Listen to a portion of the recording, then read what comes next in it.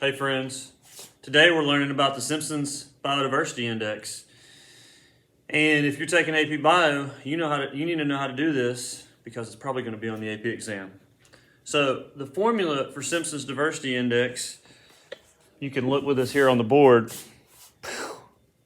Simpsons Diversity Index equals 1 minus the sum of little n over big N squared. Little n is the number of individuals in each species. Big N is the number of total individuals. So for those of you in my class in school, we're on page, 1216. We have two communities. One community has 4 different species, okay? And so in these 4 different species, there's 25 individuals, 25 individuals, 25 individuals, and 25 individuals, okay? So species A, B, C, D. And so all you do is 1 minus the sum of each one of these divided by the total. So, or the sum of all of these things where you have the number of individuals in that particular species divided by the total number squared. You add all those up, and when you add all this together, you should get 0.25, okay? This whole shenanigans here. And the answer should be 0.75, okay? So that's a biodiversity index. Now there's lots of different biodiversity indexes. This is the one you have to know for AP Bio that's going to be on the test, okay? So in the second community that we're going to compare this to, so this will be like community 1. Let me put this where you can see it. Sorry. Okay. This is community 1. In community 2, we have 4 different species. Okay, so the same amount of species, what do we call it? Richness, okay? We got 4 different species. But there's not the same amount of evenness. So species A, how many do we have? 8. B? 5. C? D? 10. Okay.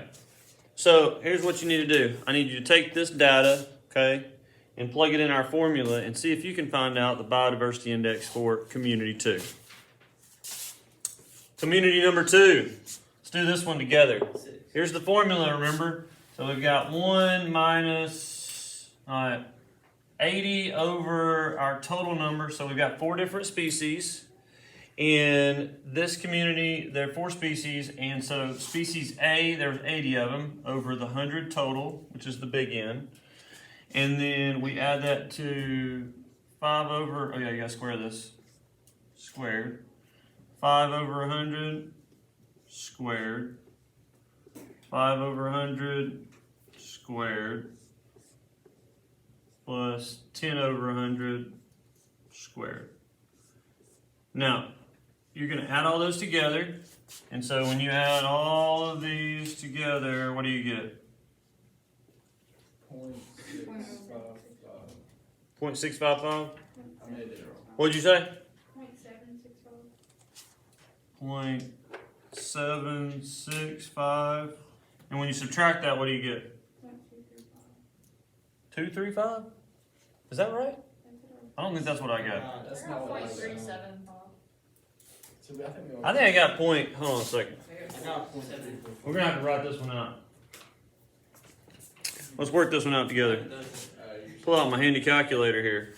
So when you divide 80 by 100, you get 0.8, and you square that, you should have, this should be 0.64, okay? 5 divided by 100 is 0.05. Square that and you get 0.0025. So we have 2 of these. Right? Y'all good with that? And then 10 divided by 100 is 0.1 squared is going to be 0.01. Okay, 0.01 plus 0.0025 plus 0.0025 plus 0.64 equals 0.655. Yes. And 1 minus that equals 0.345. Okay, now, in the Simpsons Diversity Index, like I said, there's different ones, and so this is different for each one.